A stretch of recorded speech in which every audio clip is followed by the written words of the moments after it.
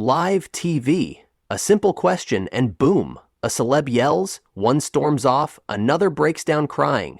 These moments are viral for a reason, and trust us, they wish you hadn't seen them. Mark Wahlberg's drunken takeover. Mark Wahlberg showed up to the Graham Norton show clearly having enjoyed the green room a little too much.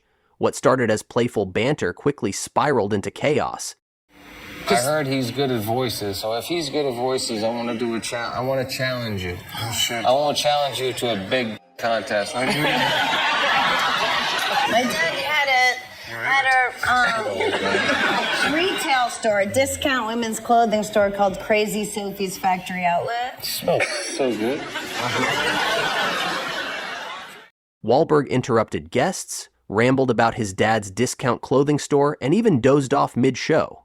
At one point, he climbed into the lap of fellow guest Sarah Silverman, who looked more confused than amused. The audience laughed nervously while Norton tried to keep things on track. The crew later admitted they cut segments because he was too lively. His apology tour included multiple sober returns to Norton's couch, where he poked fun at himself and promised to stick to water next time. Mike Tyson's warning to Joe Rogan. Joe Rogan learned the hard way not to laugh at Mike Tyson, especially when the boxing legend is in fight camp mode. Yeah, no, anybody, the right person needs to tell it to me, too. Who the fuck's gonna say that to you? They do. Hey. I did that video and I was in bed for a week. That was 30 seconds and I was in bed for a week. And it's not funny because it made me realize that this is big boy shit. What seemed like a casual chat turned into an unfiltered warning. Tyson's body language shifted, his stare sharpened, and his tone grew cold. Rogan tried to steer things back to friendly territory, but the tension was thick. Later, when Joe chuckled at Tyson's injury story, Iron Mike shut him down again. This is big boy shit. Lesson: don't poke the bear, especially when the bear is a former heavyweight champ with zero filter. Machine Gun Kelly's fan meltdown. That's the same thing with the 27 Club. That's like, my man, get away from me. I got you, man. Yo, what are you doing? What are you doing? This is a bad look. Don't make me do this. Security scrambled as MGK backed up mid-interview, clearly unsure if it was a prank or a threat. His reaction split the internet. Some said he overreacted, others felt it was a legit fear response. The fan was eventually tackled and escorted out. MGK, still rattled, tried to play it off. "I got you, man, but chill." Moments later, he muttered, "That was wild," and the interview awkwardly continued. Katy Perry's dental confession. An innocent chat about Katy's childhood took a jaw-dropping turn. Yeah, when I was a kid, I didn't really go to the dentist a lot. I didn't really go to the doctor, and then when I finally went, they were like, you might as well just get like a whole new set of teeth. Why didn't you go to the dentist? I was poor. Oh. Next question! Katy laughed, but the interviewer didn't know where to go from there. She explained that dental care just wasn't a priority growing up and joked that her first real appointment felt like a renovation project. While some praised her honesty, others cringed at the overshare. Jim Carrey's Fashion Week existential crisis. At an NY Fashion Week interview, Jim Carrey dropped truth bombs about fame's emptiness. Any of this, so I wanted to find the most meaningless thing that I could come to and join, and here I am.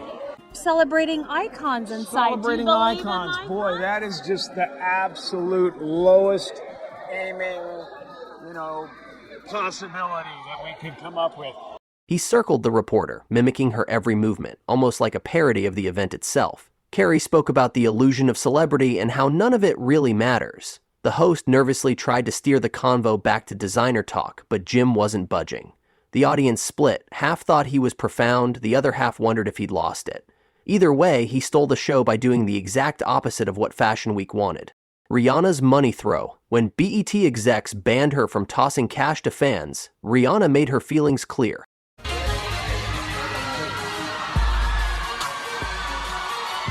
It was during a rehearsal when Riri heard the new restriction. Furious, she made a statement the only way she knew how, dramatically and with flair. The moment she flung the bills, the crew burst out laughing, and someone off camera yelled, "She's wild for that!" Russell Brand's masterclass in shade. A radio host mocked Brand's accent and referred to him in third person. Russell wasn't having it. Do you do therapy with Willy Brandt? With who? Willy Brandt. Would you do therapy with him? I don't. Because that's where he's heading. Okay, I'm all right.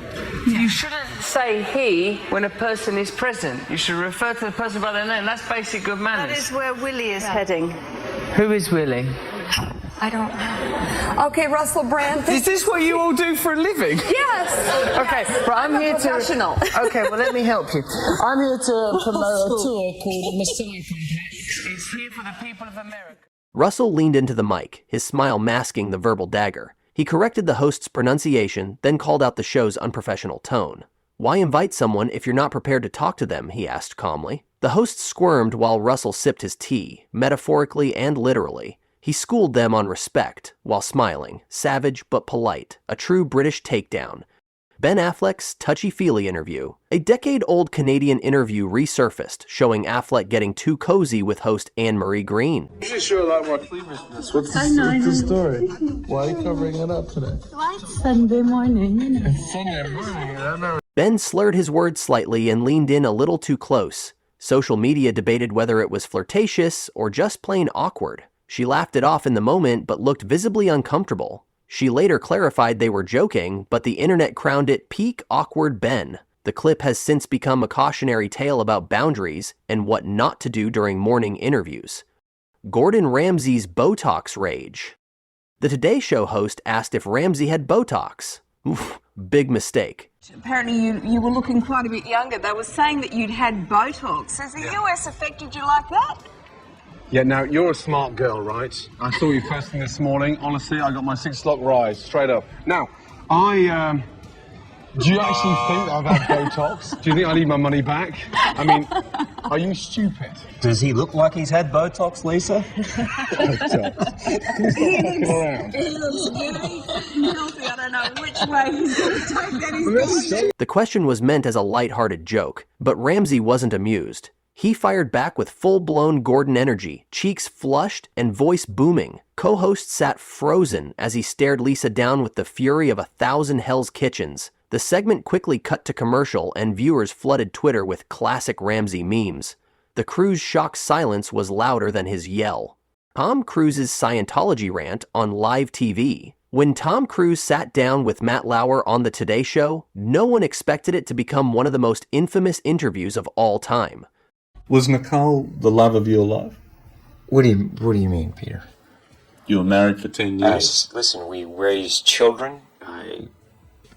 And do you have a relationship where you talk, it's a parenting relationship, and talk professionally about each other's work? Listen, here's the thing, Peter. Yeah. You're stepping over a line now. You're stepping over a line. You know you are. I suppose they're questions that people want to know. Peter, you want to know.